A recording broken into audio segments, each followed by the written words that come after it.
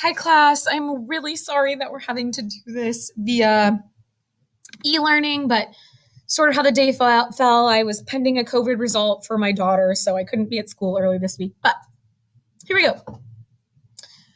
Non-neutral data. So what we're looking at as we're talking through non-neutral data is how can we use all those terms that we've learned about: bias, causation versus correlation, um, whether our sample is good or bad, and how can we apply that to data and see if it's actually useful information that we can use in our everyday life. So I've tried to pull some different things that hopefully at least some of these you'll say, oh yeah, I've seen something like that, or that's something that I've looked at before or used before, and how should I maybe think about this or look at this in a different way to make sure I'm actually using it and understanding it completely. So first thing we have, because we're looking at our data, it's to know that data is always collected in some way. It can't be neutral. We're humans collecting it. It doesn't mean we do it on purpose. It just happens. Okay, data is always used to serve a purpose. So when someone's presenting data to us, they have some purpose they're trying to fill. And how might they be presenting that data that makes it seem one way to serve their purpose? Data is never simple as a sheet of paper. So while we might say, here are the numbers that we see, how are those numbers collected? Did we get it in a good fashion? Is it real? Are the numbers really telling us what we think they're telling us? So things we should always be thinking about. How was that data collected? Was it a good sample? Who was asked? Was it a good sample size? How were the questions asked? Where were the questions asked? Any other bias that might come into play there? Okay, we should be thinking about who is the data serving? Is the data being used just to show their side? Okay, is it causation or is it correlation? Is it being presented correctly? So we're going to take a look at some different examples here and just sort of talk about and look at how all of these types of data might have some different things at play that might make us view it slightly different than we thought. So first thing, we have a slide here that's showing some, which I know it's cut off at the bottom, but it's not going to be important, some football stats. So for those of you who enjoy football, right? NFL passing touchdown career leaders. So we have Drew Brees and Tom Brady, followed by Peyton Manning at the top. Okay, but if we look at the next slide, we have NFL passing touchdown career playoff leaders. Okay, and this makes it a completely different. Now we've got Drew Brees all the way down here in position 6.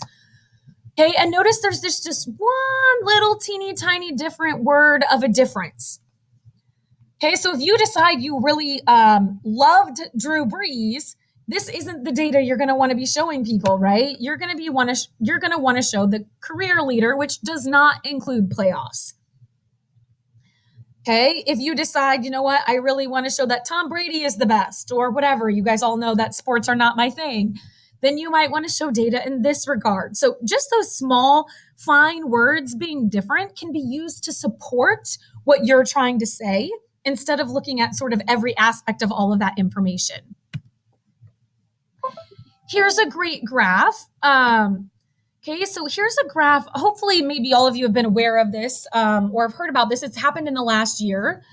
But people started burning down 5G wireless cell phone towers because if we looked at the map over here, right, this is showing where 5G cell phone towers are.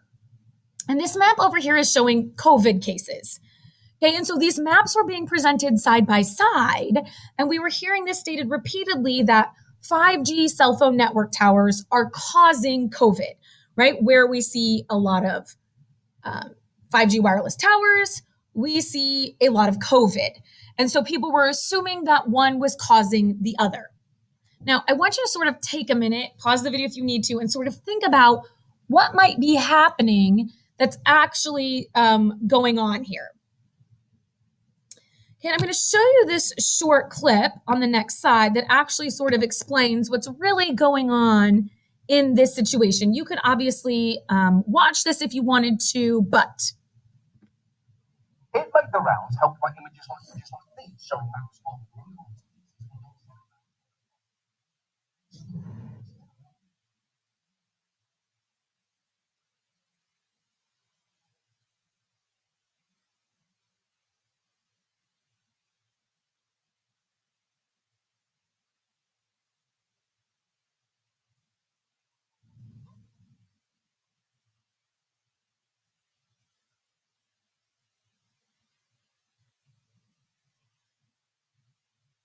right? So what we're seeing here is that those two maps we looked at look similar because of population density, right?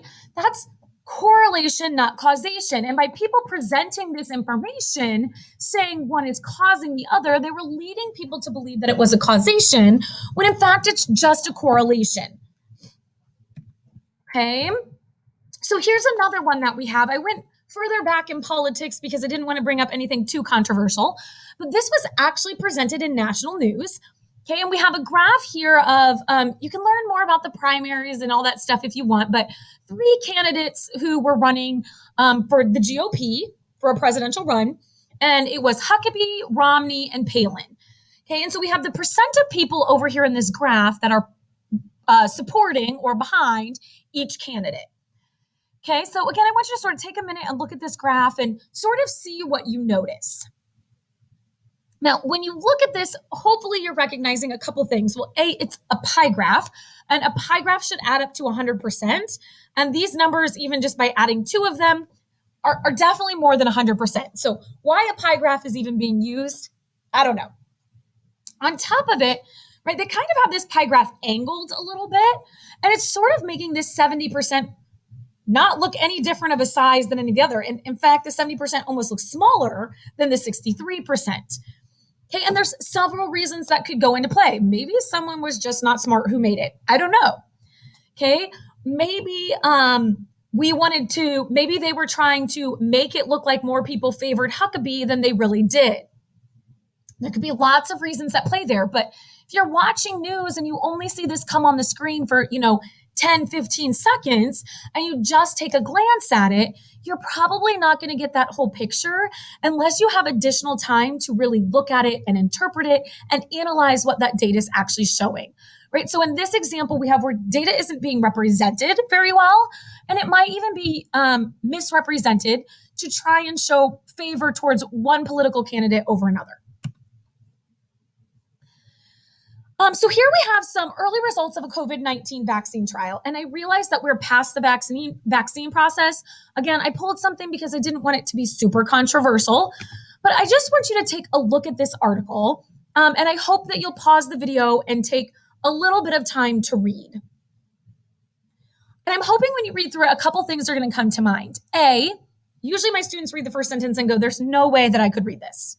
Okay, I'm hoping you'll entertain me and give yourself a little bit more time to read. But what we'll maybe be able to take from this is that while there's lots of words we don't understand, there's lots of words I don't understand. There's even pieces of the math that I don't understand. I mean, I went to college, I did a lot of math classes, but I didn't focus that on research with math. And so there are pieces that I'm not trained in and don't always make sense to me either. But what I do notice is that there are things that you should understand and that I should understand that tell us important information. So for example, it says a vaccine formulation at 1 concentration was tested against whatever this type of thing is, okay, among 1,077 healthy adults. So we know how many people were in that sample. We know that there was 50 males, which should probably lead us to believe that there is 50 females. Okay, and it looks like 90.9% of them were white. Now, that might tell us, okay, of this sample, 1,000 people versus 7.5 billion people isn't enough, which is why we were hearing at that time more research needed to be done. All right, we might be saying, okay, while they did a good job of having males and females, they really only focused on Caucasian people. And so how would that affect a person of color? Okay, and what might that mean for them? And what research needs to happen in that regard? We can tell that they tested between 18 and 55. Okay, so more research would need to be done to look at younger children or our elderly population. Okay, it came from 5 different centers of UK, so we know it's coming from different areas. Okay, and what we see as we go down here and we look at these final results, okay, it's saying that adverse events, right, negative events such as fever, fatigue, headache, or local site pain occurred. Okay, it looks like men were less likely to have fever, right? There's things in here that we can understand, that we can read. We can also go down here further and even see other pieces of it of words that make sense. So while we might not understand every single word, okay, we can see certain pieces that are important, right? It tells us 90% of participants across different groups saw antibodies being generated. That's hopeful. That's telling us good news, which is why that research continued. So I want you to understand being deterred away from articles like this isn't always the way you want to go. Because while you might not understand every word of the article, these types of articles are answering all those questions we should be asking. Who was asked? How were they asked? Right? What information did we collect? We're really getting those specific details in articles like this. We're going to look at some examples where we might not get that same information later on as we go through as well. Okay, so if we continue going through here, again, I tried to pull both sides here. Here's a table that was presented in a newspaper. Okay, Democrats were more likely to agree with the court's ruling on Terri Schiavo. Now, if you guys don't know who Terri Schiavo is, it was a very hot topic, went to the Supreme Court over life support. So you could do more research on that if you were curious, but it's not really the point, okay? And we have a graph over here showing types of people who supported the court's ruling. And we have Democrats, Republicans, and independents. And if we just take a quick look at this graph, it seems very clear that Democrats were way more in favor of this, almost 3 times as much in favor of it compared to Republicans and independents, right? These Democrats definitely strongly supported this ruling. However, if we take a closer look at this graph, we'll notice that this graph doesn't start at 0, which makes our numbering look a little skewed. So if we actually count, we're going from 54 to 62, which is only, this is percent. I guess it says percent up here. So it's only 8 more percent of people who agreed with it. Okay, so if we looked at all Democrats, 62% of them agreed. If we look at all Republicans, 54% of them agreed, which is really telling us that down the line in every political party, it was very controversial, right? We're hovering around that 50% mark for everyone, a little bit higher for Democrats, but not that much higher. And because the way that this is presented, it really makes us think that, oh my gosh, tons of Democrats supported it and not very many Republicans. But that's not the case at all. Okay. In fact, across the board, it was the middle of the line. Now, whether they were trying to get more people on board and support it, again, I don't know. Okay, but that's just, again, showing that information to sort of support one side. This did come from a newspaper that was more left-leaning, so probably trying to show that large support with Democrats, even though that's not necessarily the case. Okay, so here's a couple other things that we're going to look at. So here's another topic that you all can relate to. Getting a flu shot makes you get the flu, right? There's lots of discussion around this from people. So I linked a couple articles on here. We have some information from the CDC, okay, which you can go through and read, but I just want to point out a couple things that make it useful to us when we're maybe looking at an article. So over here, we were looking at an actual research study. So we've got a lot of big words, a lot of math in here. Here we have the CDC putting together some information for us. So if you don't know, the CDC is the Center for Disease Control, right? It's listed up here. But they're going through and they're giving us sort of that research and trying to make it so it's not wordy and so we can understand it. So are there any available flu vaccines recommended over the others? Okay, and so we have some information and then they're linking in some options for us. Okay, question and answers. Do I really need it? Why do some people not feel well? Okay, we're linking into some other research articles. So if we wanted to look deeper into it, right, we could go into some links that they have. Okay, so sort of a format where it's readable, but it's also providing us the additional links. And if we scroll down here, hopefully in some of your other classes, you've looked at this as well. Hang on, I know it's in here somewhere, right, where we've got some of those other studies that are put in there that can be helpful, right? Help tell us that it's maybe reliable information. Okay, we have another article, Dr. Phil Maffetone, I don't know if that's how you say it, and it's talking about why he's not getting the flu. Okay, so when we go through and we read this, there's a couple things. Again, I hope you'll sort of take time to maybe take a few minutes to look at it and sort of think about it. But some things that might jump out to us here. Okay, so when we start reading, we're going to kind of realize this is his opinion, right? Why don't I get the flu shot? Okay, so he's saying here's why he doesn't do it. Okay, talking about natural versus artificial immunity, but again, no links. We're not seeing links to other people. Well, we do have another name listed in here. Okay, no links. So some things that we might want to consider there as well. Now, another statement that comes up is, but it's a doctor. Shouldn't we trust what a doctor tells us? Well, we should always look into that. What type of doctor? So you could Google and do some more research and form your own opinion on this. Okay, he did get a bachelor's in, I can't remember exactly what the title is, but whatever a doctor would get a bachelor's in, but he's a chiropractor. Okay, so not an internal medicine doctor that you would go to and get a prescription from. Right? Does that change your opinion? Some things like that we should always be looking at and considering. Who wrote it? How did they get that information, right? Here's another one my students love, screen time.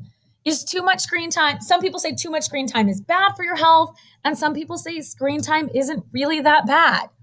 And it took me all of 5 minutes to find an article that would support both. So I have 2 articles linked in here. Okay, one that's telling you that too much screen time is bad for you. Okay, and you can go through and you can look at all the issues. You'll gain weight, you'll have vision issues, neck and back pain, poor sleep. Okay, but some things we might notice, nothing is linked. No articles or no research is being supported other than here. So we might have to do some other research on that. Okay, screen time isn't really that bad for you. So we read this article.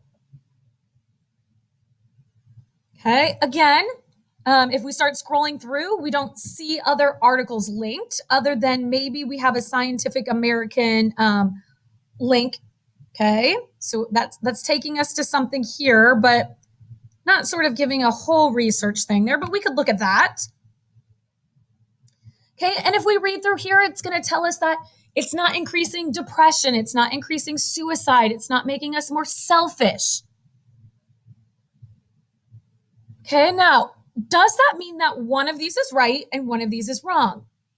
No, there isn't a perfect answer. So sometimes what we have to recognize is that we can find research on both ends, and we might have to decide what's most meaningful to us. Okay, how much deeper do we want to look into that? How reliable are these different sources that we're using? Maybe we want to look further into it. This one specifically tells us there was 350,000 teens. That's a large sample size. Okay, whereas over here, I don't necessarily see that information in all of them. So that might be something that sways me one way. Okay, but again, that idea of sort of looking at both sides is important, seeing what they both have to say is important, and then navigating what you think is best for you, because there isn't always a perfect answer. Okay, how about 8 out of 10 dentists recommend Colgate toothpaste? I don't even know if I have to link anything on this for us to say, oh yeah, I've definitely seen a commercial talking about how many dentists recommend a certain type of toothpaste. Now, is that commercial lying? No, I don't think so, right? I can watch a Colgate toothpaste commercial that says 8 out of 10 dentists recommend Colgate toothpaste. And then 30 seconds later, I can watch a commercial that says, but 8 out of 10 dentists recommend Crest toothpaste. I think the piece here to understand is, how was that information collected? Well, did they go in? Maybe I was someone who works for Colgate and I said, if I give you these free samples of Colgate, would you recommend Colgate toothpaste? And the dentist says, sure. Okay, maybe they were given a checklist. What type of toothpaste would you recommend? And the dentist said, I don't care. I just want you to brush your teeth. Check, check, check, check, check. I'll check them all. Okay, we aren't given that information. Okay, so this data is a little bit misleading, especially when we're watching those commercials. Not that it's necessarily wrong. How many dentists did they ask? Did they only ask 10? Or did they ask 100 and they're talking about it as 8 out of 10? We don't know, right? They're not sharing those other pieces of information. They're only sharing the pieces that they want us to hear.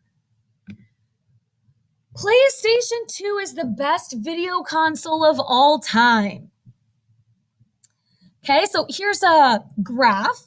That's talking about the number of consoles sold over the lifespan of the console. So PlayStation 2 sold the most consoles up here. So does that make it the best video console of all time? Now, I know you video gamers are all going to have a preference out there. I think you can look at this lots of ways. Maybe it is. Maybe you agree with this statement. Okay, but maybe it means the PlayStation 2 wasn't built very well and people had to rebuy it. Okay, maybe it means that lots of other video game consoles weren't out at the same time, so it didn't have very much competition. Maybe the economy was in a better place when it was released, and so more people had income available to purchase it. Right? There's all types of things that we can say here. So while yes, we could say, well, it sold the most consoles, so I think that makes it the best or the most popular. Maybe. Okay, but maybe not.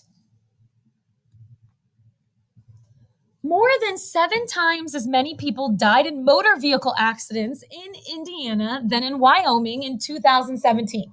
This is true data. Okay, true data. I looked it up. I found it. Nothing wrong with it.